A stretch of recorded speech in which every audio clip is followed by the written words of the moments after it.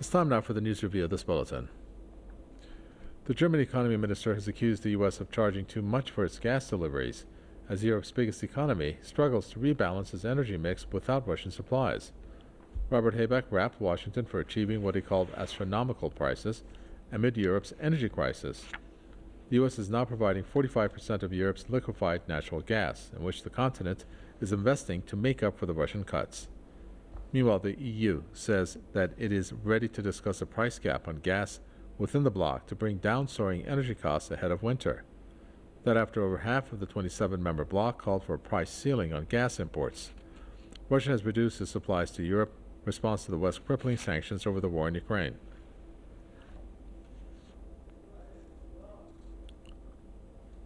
Jerome Hughes is a correspondent joining us from Brussels to give us the latest on this story. Greg Simmons is a researcher at the Institute for Russian and Eurasian Studies, who joins us from Uppsala over in Sweden. Welcome to you both. Jerome Hughes, first over to you. So how much money are the Americans making? Well, that's the million-dollar question, or a lot more than $1 million anyway, Covey. I think this thing about price caps on energy and so on for citizens, it's sort of being used now as a smokescreen to take away from actually what's happening in the background, the real story. I mean, when all the dust settles on all of this and we get a true picture of how much the EU is paying for energy, I think it really will open a lot of eyes because, you know, it has to be paid back.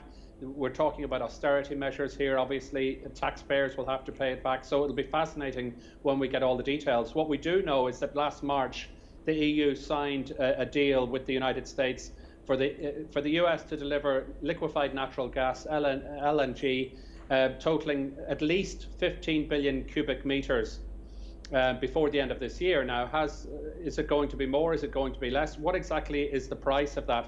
You have a situation whereby a lot of individual EU member states are buying energy from different countries, but then the European Commission, for example, with that deal with Washington, it's trying to coordinate things, but the overall cost is enormous, and as I said, it has to be paid back. So, you know, we haven't really seen the full picture yet.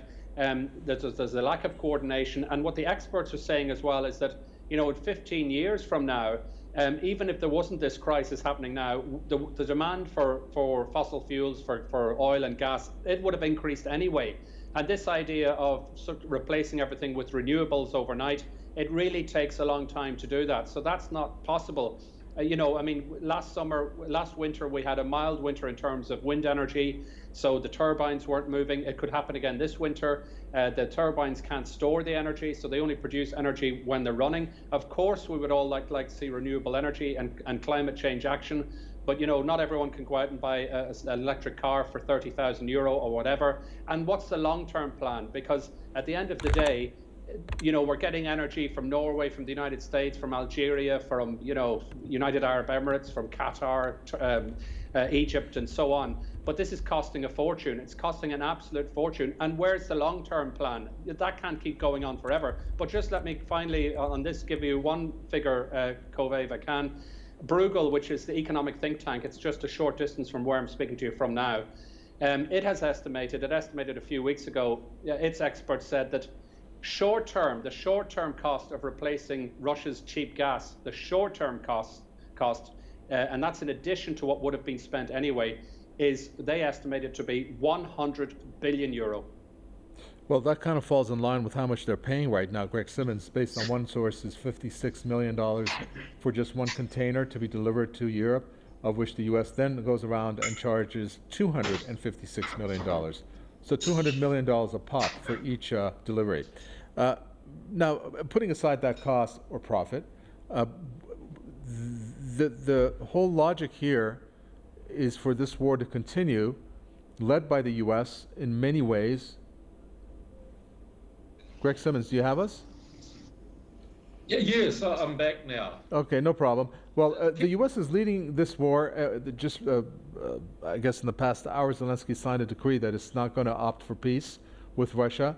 So the Europeans would want some kind of relief coming from the U.S. that is providing this energy.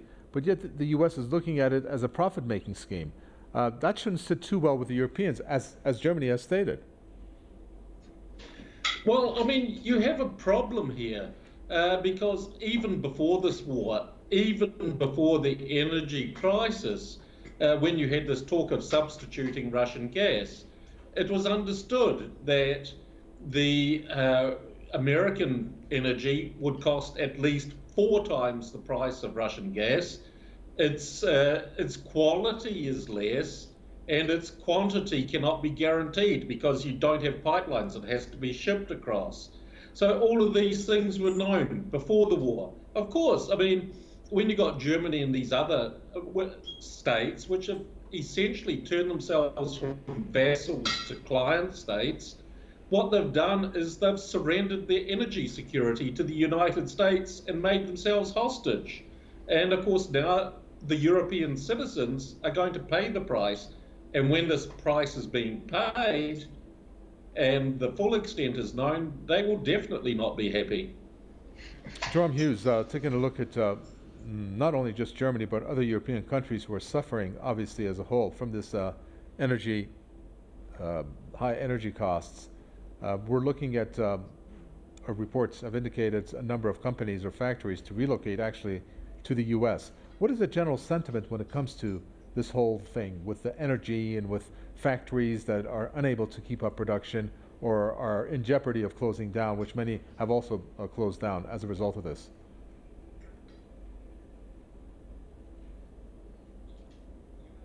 Jerome, we don't have your audio. I'm sorry about that. You can hear me now? Yes, we got you now. I'm just sorry, Kobe. I'm just saying that there's a great deal of frustration because it's well known and it's been said in the European Parliament and by energy experts, the world is awash with energy. There's no doubt about that.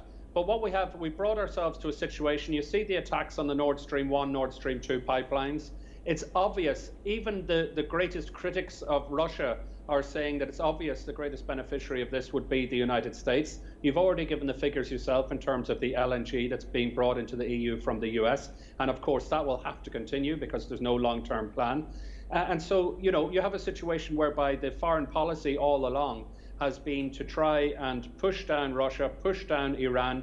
And, you know, Iran, for example, this has been said in the European Parliament as well, it could have been a fantastic supplier of energy to the EU because it has massive, massive reserves of energy.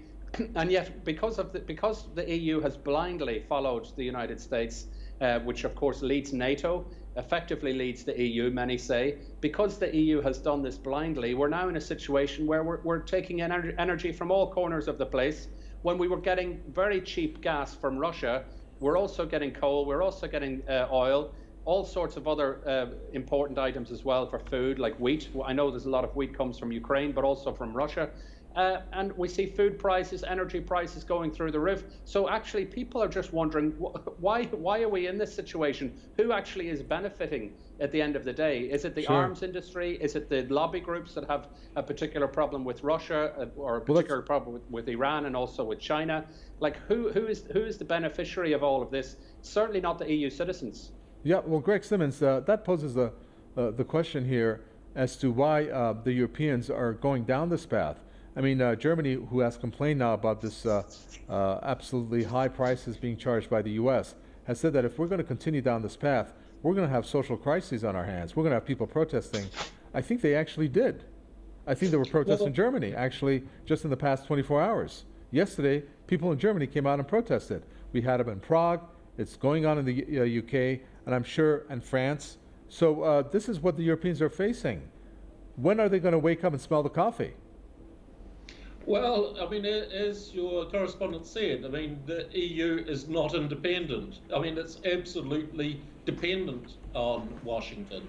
They always have been. I mean, they've always aligned themselves with the geostrategic imperatives of the United States, even if it costs them and runs against their own interests. This is just the latest example. And yes, I mean, Germany, I mean, even last month, issued the statement. They said police will be patrolling streets in Germany to maintain order. In other words, to crush people's rightful to protest against this idiotic situation which has been imposed on them by Washington via their own people that theoretically represent them, but are doing everything which contradicts the interests of European citizens. Thank you very much for that. Greg Simmons, researcher at the Institute for Russian and Eurasian Studies. Jerome Hughes, a pleasure to see you. Correspondent there from Brussels. And with that, we come to an end for this news review. Thanks for tuning in.